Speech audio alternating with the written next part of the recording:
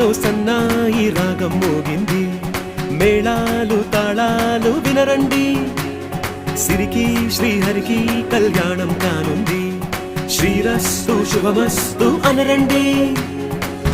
అచ్చు తెలుగింటో పెళ్లికి అర్థం చెప్పారంటూ, మెచ్చదగు ముచ్చట ఇది అని సాక్ష్యం చెబుతామంటూ, జనులంతా జై కొట్టేలా జరిపిస్తామండి. అందాల కుందనపు బొమ్మవని జత చేరుతుంది